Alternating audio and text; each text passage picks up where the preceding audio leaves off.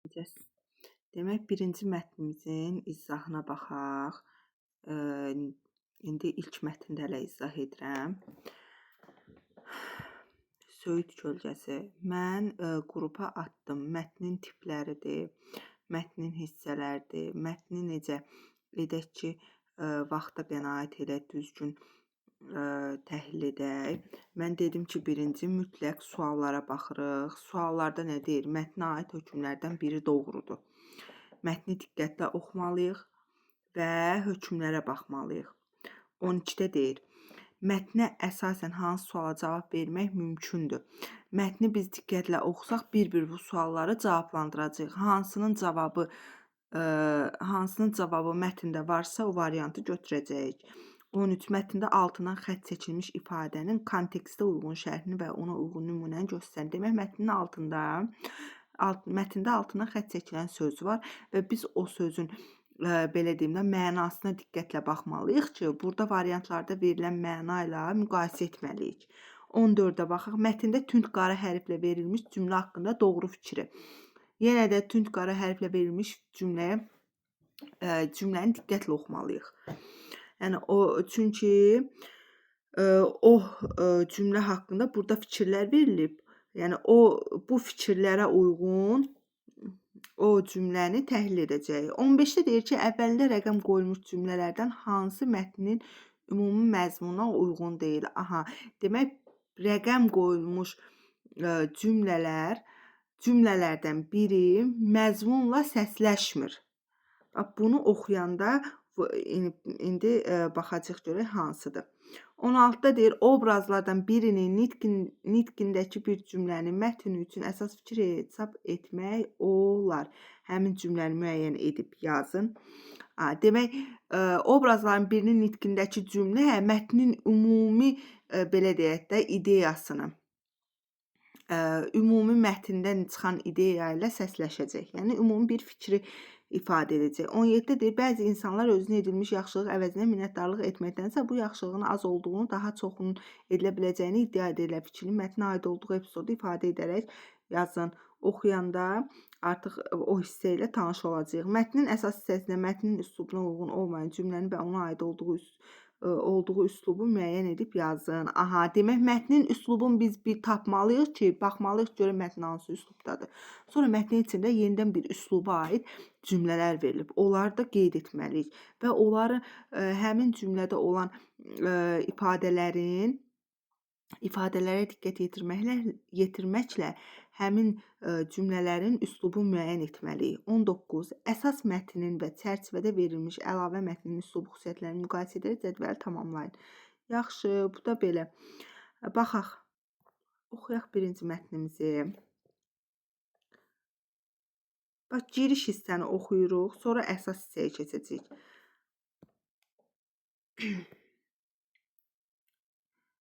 Aha. Deyir, bostançı Salman kişi bir gün bostanın qırağında dayanıb nəsə düşünürdü. Günorta yerinə qalxmış, günəş düz başına döyür. Bizə lazımdır. Bax, bu sözə diqqət edək. Düz başına döyür. Tunç kimi qırmızı alnı işıldayırdı. Xəyalına nə gəldisə dönüb yerə baxdı. Çarıqlı ayağı ilə bərk torpağı eşələdi. Dalıca kənddən 5 verst kənarda bağ-bağat yollarının ayrıcında bir yer idi. Burada Saz bulağı deyilən balaca bir bulaq da var idi. Yolçular, bu cümləyə diqqət edək. Yolçular günlərində bulaqdan su içməmiş ötməzdilər. Yay günlərində bulaqdan su içməmiş ötməzdilər. Ancaq günün istisindən yayınmağa daş kölgəsi də yox idi. Yaxşı. Daş kölgəsi də yox idi. Buranı oxuduq. İndi keçək bura. Salman kişi yol ağzında bir söyüd ağacı əkdi. Bayaq suallarda, tapşırıqlarda var ki, rəqəm verilmiş cümlələrə diqqət edin. Salman kişi yol ağzında bir söyüd ağacı əkdi. 5 il ondan müğayət olub böyütdü. Ağac öz kölgəsi ilə çölün havasını sərinlədir, gəlib gedəni salamlayırdı. Salman kişi bunu görəndə köksü böyüyür, könlü açılırdı. Qara hərflə verilmiş cümlə. Gərək deyirdi, yoxlayam görüm bu ağacın qədrini bilən varmı? Gəlib gedən nə deyir? Bir gün 2 atlı gəlib söyüdün altında düşdü. Salman kişi yanaşıb atlılara qulaq verdi. Atlılar ağır-ağır gəlib kölgəlikdə dirsəkləndilər. Onlar nəyin barəsindəsə değişirdilər. Bir mətləb anlamayan bostançı dəyəsinə qayıtdı. İkinci gün Salman kişi kölgəlikdə uzanan bir şəhərlini dinləyirdi. Bir dəqiqə. Şəhərlini dinləyirdi.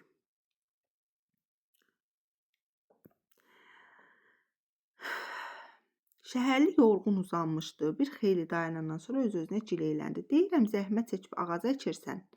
Heç olmasa meyvə ağacı əksənə. Şəhərlinin sözü Salman əmini bərk tutdu. Qayıdıb dəyəsinə gəldi. Üçüncü gün biçintilər saz bulağına töküldülər.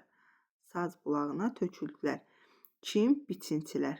Onlar söyüd kölgəsində nahar eləməyə gəlmişlər. Birazdan süfrəni yığdılar. Əllərini başlarının altına çarpazlayıb uzandılar. Rəhmət içində olasan ay ağac əkən kişi, kök sistemi yaxşı inkişaf etdiyindən kökü torpağın dərinliyinə gedən ağacların olmağı vacib amillərdən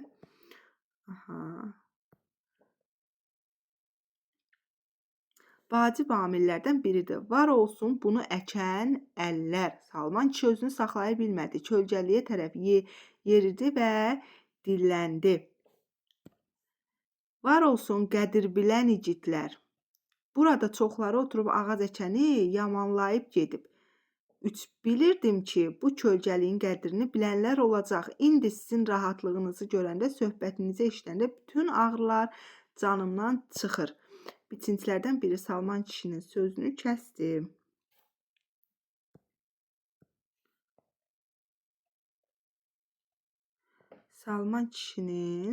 kəsdi. Zər qədrin zərgər bilər. Bax, artıq bir sualın cavabı yadınızdadırsa, hansısa obrazın dilindən verilən bir ifadə ilə biz ümumi mətnin əsas fikrini çıxara bilərik. Bax, zər qədrini zərgər bilər. Bu fikir səsləşir. Zər qədrini zərgər bilər əmi, biz də zəhmət adamıyıq. Salman kişi üzünü aşağıya tutub qollarını açdı. Budur, hamısı bağdır, bostandır. Babalar əkiblər, tər töküb becəriblər. Xeyrini biz görürük. Biz də gərək əkək becərək ki, bəhrəsindən ancaq özümüz istifadə edək. Fikir verin. Bax, bayaq rəqəmlə verilən, oxuduq rəqəmlə verilən cümlələrin hansında uyğun, mətnin məzmunu ilə bağlı uyğunsuz fikir verilib. Baxın, deyir, biz də gərək əkək becərək ki, bəhrəsindən ancaq özümüz istifadə edək. Bu kişi zəhmət çəkib ağac əkir ki, gəlib gedən kölgəsində dincəlsin. Amma burada belə bir fikir var. Sizcə Salman kişi bu fikri deyə bilər? Xeyr, deyə bilməz. Demək, bu səsləmə 2 sualı artıq tapdıq biz burada. Onlar qalxıb gedəndə söyüd ağacı cavan, yaşıl, təmiz yarpaqlı budaqlarını dalğa kimi tərpədir, ipək kimi zərif, xışıltılı səs çıxarırdı. Bu da belə. Biz mətnlə tanış olduq. Mətni oxuya-oxuya sualları oxumuşduq deyə, axır həmin tapşırıqların cavablarından da tapdığımız oldu. İndi diqqətlə digərlərinə baxaq. Biri oxuyaq. 11 oxuyaq daha doğrusu. Deyir ki, mətnə aid hökmlərdən biri doğrudur. Yolçuların çoxu söyüdün kölgəsi az olduğu üçün minnətdarlıq etmirdi. Bu düzdür, çoxu. Xeyr. Salman kişi düşünür ki, insanların qarşısında borcunu yerinə yetirib. Salman kişi insanların fikrindən sonra bir də ağac əkməmək qənaətinə gəldi. Salman kişinin insanlara etdiyi yaxşılıq təmənnalı idi. İlk yolçular da yaşılığın əhəmiyyətini anlamışlar. Baxın, uyğun deyil. Salman kişinin insanlara etdiyi yaxşılıq təmənnalı idi. Xeyr, nə təmənna güdürdü, heç nə. Salman kişi insanların fikrindən sonra bir də ağac əkmək qənaətinə gəldi. Xeyr, bu da səhvdir. Salman kişi düşünür ki, insanlar qarşısında borcunu yerinə yetirib. Bəli. Bu hökm doğrudur, mətnə aid. Keçək 12 ilə 13-ə. 13-ə baxaq. Deyir, mətnə əsasən hansı suala cavab vermək mümkündür? Yolçular hara gedirdilər? Bilirik, bilmirik bunu. Salman kişi söyüd ağacını hansı məqsədlə əkmişdi? Salman kişi yolçulara narazılığını necə bildirir? Saz bulağının suyu niyə azalmışdı? Salman kişi yolçularla eyni süfrə arxasında niyə əyləşmədi? Bunların cavabı var. Xeyr, yoxdur. B variantında Salman kişi söyüd ağacını hansı məqsədlə əkmişdi? Əlbəttə ki, sərinləmək məqsədi ilə. Kölgəsində insanlar otursun deyə. Salman kişi yolçulara narazılığını bildirir. Xeyr, narazılığını bildirmir. Yəni orada məsələn o fikrin yəni yaxşı bir mənfi fikir bildirənlərə narazılığını bildirmir. Yəni bunların artıq belə deyim də cavabı yoxdur. Amma B-də var. Keçək 13-ə.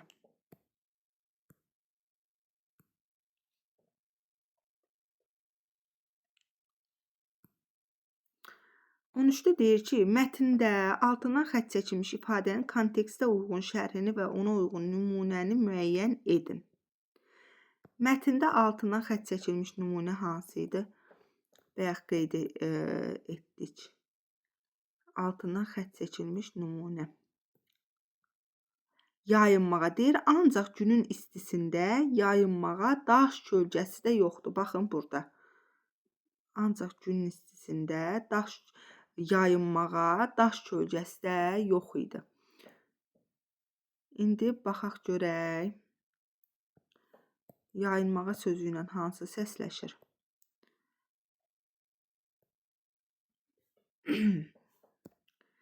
Deyir, mətndə altından xətt çəkilmiş ifadənin kontekstə uyğun şərhini, ona uyğun nümunəni müəyyən edin. Yayınmağa deyir, günəşin istisindən yayınmağa. Boyun qaçırmaq, o tez-tez tapşırılan işdən yayınırdı. Xeyr. Gizlənmək, biz güllədən yayınaraq özümüzü meşəyə saldıq. Sonra gözdən itmək, uşaqlar əl-ələ verib parkda gəzəndə mən gözdən yayınırdım. Başqa işlə məşğul olmaq problemləri çox olduğu üçün tez-tez fikri yayınırdı. Hədəfə dəyməmək o güllədən yayınası deyil. Baxın B-yə. Gizlənmək. Biz güllələrdən yayınaraq özümüzü meşəyə saldıq. Nədir? Güllələrdən gizlənmək üçün. Düzdür? Güllələrdən gizlənərək, yəni yayınaraq özümüzü meşəyə saldıq. Orada nə deyir? Orada da deyir ki,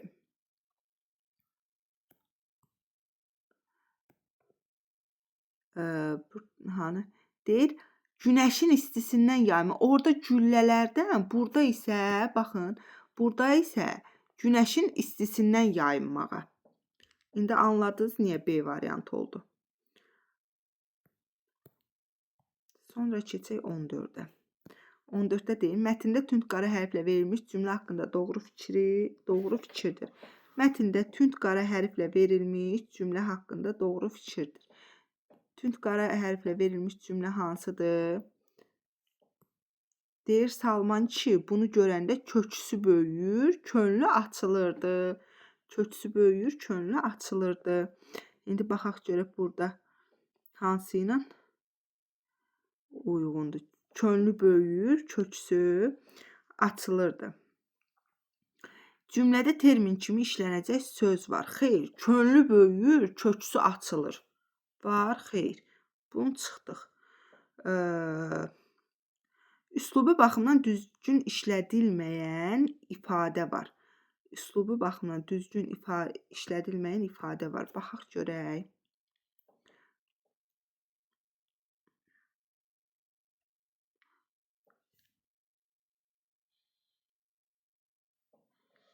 Bunu görəndə Salman kişi bunu görəndə Köksü böyüyür, könlü açılırdı. Köksü böyümürdü, köks ötürürdü, könlü açılırdı. Bu formada olsa daha məqsədə uyğun olar. Köksü böyüyür, könlü açılırdı. Görürsüz, uyğunsuzluq var. Yaxşı. Ona görə də bunu daha doğrusu bunu götürürük. Çünki üslubu baxımdan nə var? Düzgün işlədilməyən ifadə var. Sonra 3-ə baxaq. Bədii subaxat cəhətlər özünü göstərir. Əlbəttə, bədii subaxat cəhətlər özünü göstərir. Biri 2-dir, izah etdim. Biri 3-dür. Çünki bədii üslubda məcazlıq varsa, bədii üslubda özünü göstərir. Bədii təsvir vasitəsi işlənmişdir. Bədii təsvir və ifadə vasitələri ədəbiyyata aiddir.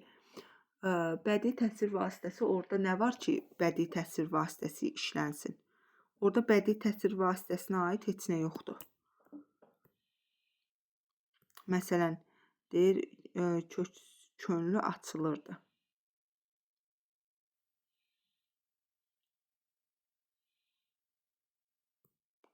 Başqa qara hərflə burada verilən söz var. Burada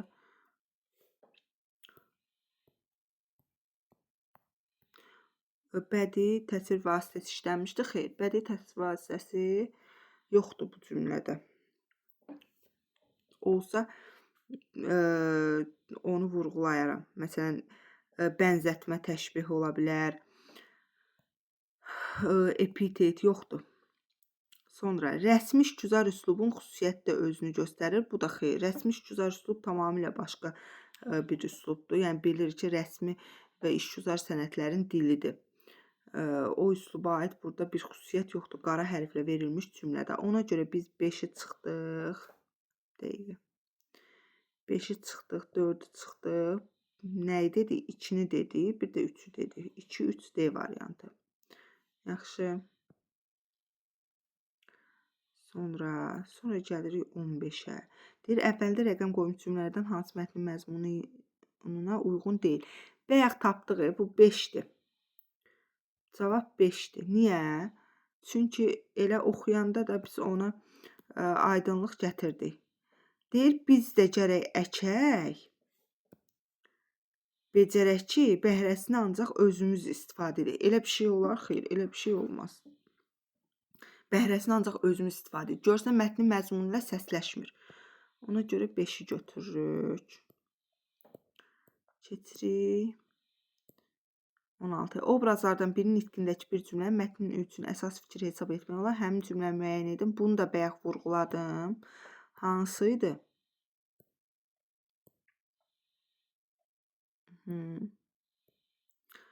Hansıydı? Demək, zər qədrini zərgər bilər. Bax, obraz hansı obrazdır?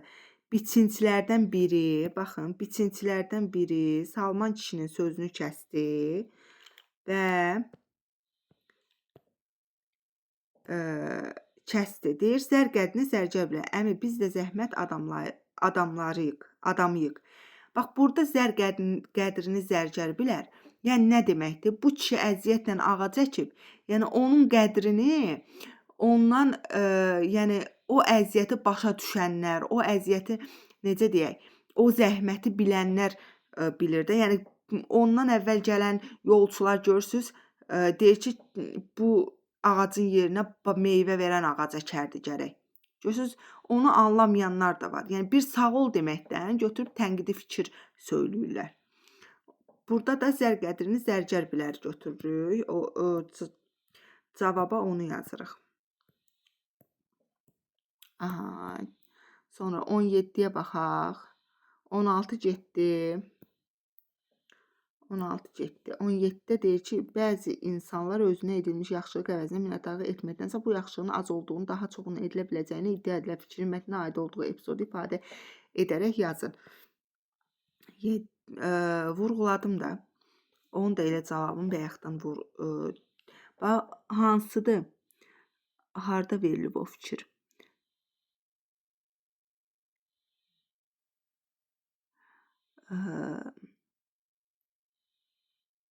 Bax, bu hissəyə baxın. Dəqiqə. Bu hissəyə. Deyir, ikinci gün Salman kişi kölgəlikdə uzanan bir şəhərini dinləyirdi. Şəhərli, yorğun uzanmışdı. Bir xeyli dayanandan sonra öz-özünə gileyləndi. Deyirəm, zəhmət çəkib ağac əkirsən, heç olmasa meyvə ağacı əksənə. Yol keçirsən sən, uzanmısan, şəhərlisən. Uzanırsan yorğun arğın ağacın kölgəsində. Dincəlirsən, hələ utanmaz deyirsən ki, yəni ağac əkirsən, heç olmasa meyvə ağacı əksən. Hələ bir bu dincəlmək də istəyir, üstündən gəl meyvə də yemək istəyir. Görürsünüz, yəni əziyyətə qiymət vermir. Amma o biri yolçular rəhmət oxuyur. Məsələn, görürsən, deyir, rəhmət içində olasan, ay ağac əkən kişi. Kök sistemi yaxşı inkişaf etdiyindən kökü torpağın dərinliyə gedən ağacların olmağı vacib amillərdən. Bax, bu hissəyə baxın. Görürsünüz, o biri yolçular kimi o da fikir bildirə bilərdi, müsbət bir fikir. Amma yəni zəhmət adamı olmadığına görə zəhmətin də qədrini bilmir. Elə o variantı onu da öz sözlərinizlə yazın. Bax, buran deyir, epizodu ifadə edərək yazın. İfadə etdiyi öz sözlərimizdən. 18-də baxaq.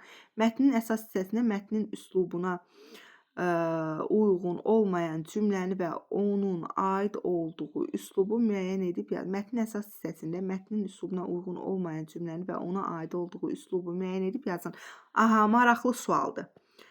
Maraqlı tapşırıqdır. Baxaq. Baxın, nə deyir bizə? Bir dəqiqə. Mətnin üslubu deyim ki, sizə bədii üslubdur. Düzdür, bədii üslubun xüsusiyyətləri var. Nəqli üslubdur. Nəqli tipə aiddir. Çünki hadisələr süjet xəttinə görə inkişaf edir. Süjet xətti var. Kim, harda, necə, nə edir kimi suallara cavab verir. Aha, burada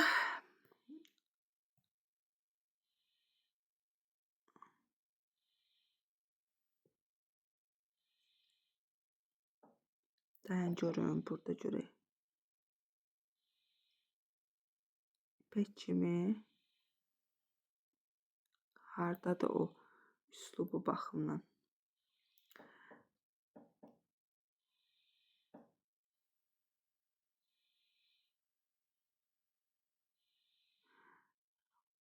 Bax, bu hissəyə baxın. Deyir, rəhmət içində olasan, ay ağac əkən kişi. Bu cümləni keçdi. Deyir, kök sistemi yaxşı inkişaf etdiyindən kökü torpağın dərinliyinə gedən ağacların olmağı vacib amillərdən biridir. Gördünüz? Görək başqa harda var?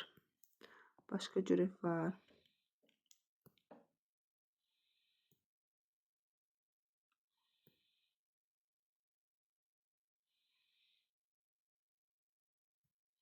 Elə o hissəni götürürük. Bu hissə əsər bədii verilən bizə hekayə bədii üslubdadır. Bədii üslubda. Bura isə elmi üslubdadır. Niyə? Çünki ağacın kökündən, kök sistemindən söhbət gedir. Və kökü torpağın dərinliyə gedən ağacların. Burada artıq elmi bir fikir var. Demək, elmi üslubdan söhbət gedir. Bədii üslubun içində elmi üslubda verilib. Başa düşdünüz? Bu belə. Sonra 19-a baxaq. 19-da nə deyir? Əsas mətnin və çərçivədə verilmiş əlavə mətnin üslubu xüsusiyyətlərini müqayisə edək, cədvəli tamamlayın. Oxuyaq, görək nə deyir burada. Qəşəng oxuyaq bunu, görək burada nə deyir. Söyüd kimilər fəsiləsinə aid bitki cinsidir. İri ölçülü ağaclar və ya xırda kollardır. Yarpaqları uzunsov, lansetvaridir. Damarlanması lələkvaridir. Saplağı qısadır. Nektarlı bitkilərdəndir. Söyüd cinsinin yer kürəsində 600-dən artıq növü məlumdur. Qafqazda təqribən 25, Azərbaycanda isə 15 növ bitir. Tez böyüyən dekorativ bitki olmaqla geniş areala malikdir. Oxuduq. İndi baxaq suallara. Deyir ki, əsas mətnin üslubu xüsusiyyəti. Əsas mətn bədii üslubdadır. Bu mətn isə elmi üslubdadır. Yaxşı, əsas mətndən götürülmüş nümunə söz və ya ifadə. Əsas mətndə nə var idi? Məsələn, məcazi mənada tutaq ki, buradan məcazi mənada bir söz götürək. Elə məsəl üçün, zər qədrini zərgər bilər, sonra başqa nə götürə bilərik? Köksü böyüyür, könlü açılırdı. Sonra, məsələn, günün istisindən yayınmağa başladılar. Tunç kimi qırmızı alnı işıldayırdı. Belə ifadələr var, yəni bədii üsluba aid nümunələrdir. İndi baxaq bu birinə. Deyir, əlavə mətnin üslubu xüsusiyyəti. Əlavə mətnin üslubu xüsusiyyəti nədir? Elmi üslubda. Dedim, elmi üslubdadır. Demək, burada da söyüd ağacına aid bütün elmi məlumatlar verilir. Əlavə mətndən götürülmüş nümunə söz və ifadə. Əlavə mətndən nə götürək? Baxaq. Əlavə mətndən məsəl üçün, məsələn, söyüd kimlər fəsiləsinə aid bitkidir. Sonra, yarpaqları uzunsov, lanset vardı, damarlanması lələkbaridir. Bunu verə bilərik. Sonra, Qafqazda təqribən 25, Azərbaycanda isə 15 növ var. Tez böyüyəndir, dekorativ bitkidir. Yəni, bunları bu xanaya yaza bilərik. Mətnin izahı bu qədər. Bunlardakı.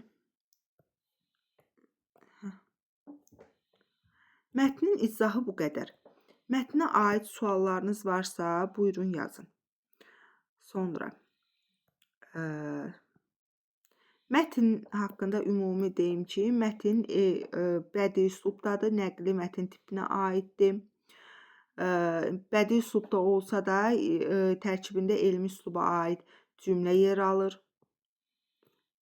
Süjet xətti var, obrazlıdır, poetikdir, yəni məcazi mənalı ifadələrə rast gəlmək mümkündür.